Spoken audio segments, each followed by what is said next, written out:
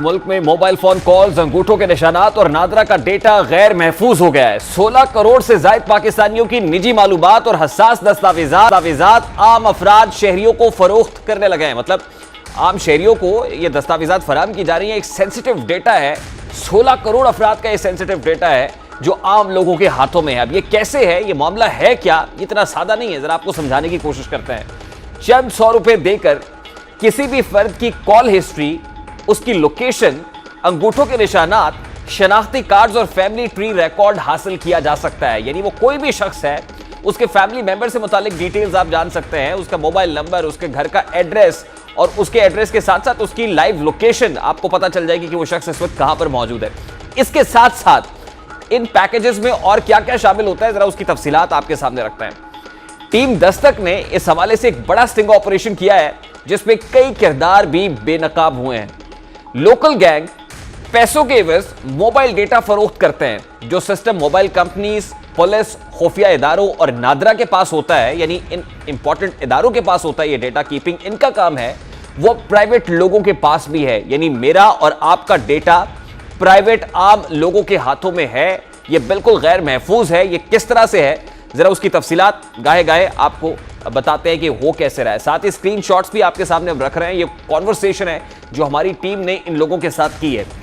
3000 रुपए में 3000 में किसी भी नंबर का CDR निकलवाया जा सकता है। यानी आप उसकी डिटेल निकाल सकते हैं कि उस नंबर से किसको कॉल्स हुई हैं, आउटगोइंग क्या है, उसकी इनकमिंग क्या है, ये कब कब कॉल्स की गई हैं और फिर किसको हुआ है। अगर पर्टिकुलर नंबर उससे रिलेटेड भी आपको डिटेल्स चाहिए तो वो भी आपको पहुंचा दी जाएंगी। ये गैंग मुख्तलिफ ग्रुप्स की शक्ल में काम करता है। फेसबुक और व्हाट्सएप पर ग्रुप्स बनाकर ये अफराद गाहक तलाश करते हैं। अपनी शनाख्त और कॉल रिकॉर्ड से बचने के लिए इस ग्रुप के पास मुख्तलिफ ममालिक के व्हाट्सएप नंबर्स होते हैं ताकि ये ट्रेसेबल ना हो सके। मुख्तलिफ ममालिक के व्हाट्सएप नंबर्स के जरिए से, यानी अगर हम इनको कॉल करने की कोशिश करते हैं, हमने बहुत कोशिश की कि कॉल करके इनसे बात हो सके, हम वो टेप करें, आपके सामने रखें कि असल मुद्दा क्या बयान करते हैं ये लोग और कैसे गाहक को झांसे में लाते हैं। अब जब कॉल करते हैं तो कॉल करने पर ये नंबर्स बंद मिलते हैं, तब व्हाट्सएप पर ये अफराद मुसलसल जवाब देते रहते हैं। यानी अगर आप उनको कोई टेक्स्ट मैसेज भेजते हैं तो ये प्रॉम्प्ट रिस्पॉन्स, फौरी तौर पर उसका जवाब देते हैं। सबसे पहले ये अफराद मोबाइल अकाउंट्स नंबर पर पैसे मांगते हैं। सबसे पहले तो कहते हैं जी कि इस पैकेज के तहत जो तफसील आपको चाहिए, इसके इतने पैसे बनते हैं, ये पैसे हमें आप ट्रांसफर कर दें। पैसे भेजने के बाद उन्हें ट्रांजैक्शन का स्क्रीनशॉट भेजा जाता है। यानी उन्हें तसल्ली दी जाती है कि ये पैसे आपके अकाउंट पे मुंतकिल हो गए हैं, जिसके बाद ये अफराद 4 से 6 रोज में मतलूबा रिकॉर्ड फराहम कर देते हैं। 4 से 6 दिन मांगते हैं और कहते हैं कि आप तक ये रिकॉर्ड पहुंच जाएगा। तब अगर आप ज्यादा पैसे देते हैं, यानी अर्जेंट नीड है आपको उस रिकॉर्ड की, अगर आप ज्यादा पैसे देते हैं तो 3 माह की CDR 6 से 7 घंटों में फराहम कर दी जाती है। ये उससे भी ज्यादा इंपॉर्टेंट है कि जो 5-6 रोज लग रहे थे, अब अगर आप पैसे दे देंगे, अगर पैकेज एक्सक्लूसिव और एलीट पैकेज ले रहे हैं तो आपको 6-7 घंटे के अंदर वो CDR फराहम कर दी जाएगी। इसी तरह किसी भी नंबर की लाइव लोकेशन भी हासिल की जाती है। ये गैंग इंतहाई खुफिया अंदाज में काम करता है। कोई भी फर्द मरकजी किरदार तक रसाई नहीं देता। टीम दस्तक ने यह रिकॉर्ड फरोख्त करने वाले मुख्तलिफ अफराद से राब्ता किया। हर फर्द ने रिकॉर्ड के 100% हतमी होने के साथ साथ मुकम्मल राजदारी की गारंटी भी दी है कि रिकॉर्ड ना सिर्फ ये कि ऑथेंटिकेटेड होगा, ये वही रिकॉर्ड होगा जो खुफिया इदारों के पास होता है, नादरा के पास होता है, क्योंकि डेटा कीपिंग उनका काम है। ये बयान ही वही रिकॉर्ड आपके साथ शेयर किया जाएगा और प्रॉम्प्टली शेयर किया जाएगा, गारंटी के साथ शेयर किया जाएगा। मुल्क भर में दर्जनों अफराद इस खुफिया नेटवर्क का हिस्सा है। इस हवाले से मुख्तलिफ अफराद ने FIA साइबर क्राइम विंग को शिकायत दर्ज कराई हैं, रिपोर्ट कराए हैं ऐसे केसेस, मगर ताहाल कोई भी फर्द गिरफ्तार नहीं हुआ। ये लोग अभी तक शिकंजे से, कानून के शिकंजे से, गिरफ्त से बाहर है, जबकि माफिया दीदा दिलेरी के साथ, बड़े धड़ल्ले के साथ अपने कारोबार को जारी रखे हुए हैं।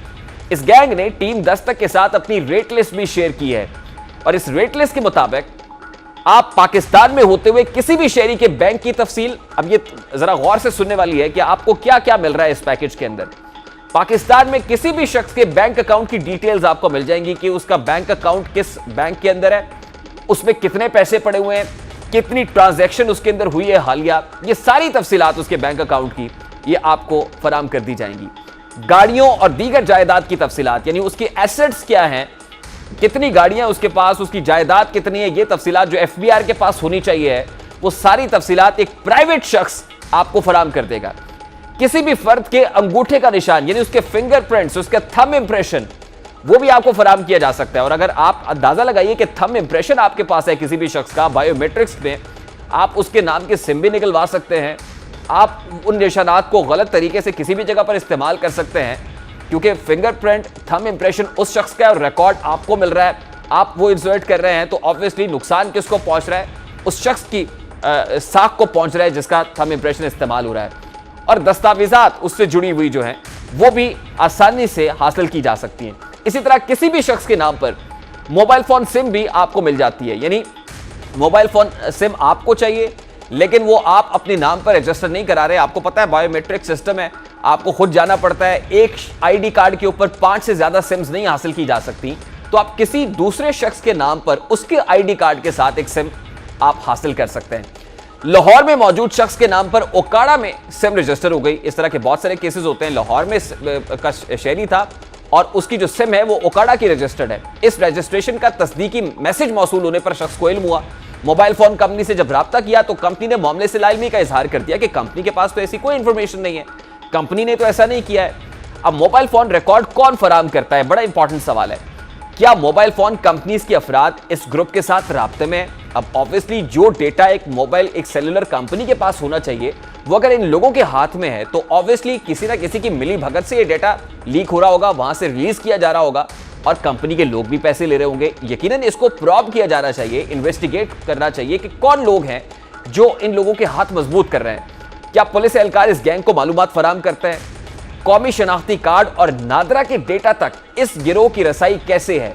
अगर नादरा के डेटा तक इनकी एक्सेस है तो ऑब्वियसली नादरा में बैठा हुआ कोई शख्स ये डेटा फराहम कर रहा होगा, या फिर ये लोग हैकर्स हैं जो नादरा का डेटा हैक कर लेते हैं। अगर ये तो उससे भी ज्यादा बड़ी अचंभे की बात है और उससे भी ज्यादा खतरनाक बात है कि अगर ऐसा है तो फिर 22 करोड़ पाकिस्तानियों का डेटा महफूज नहीं है।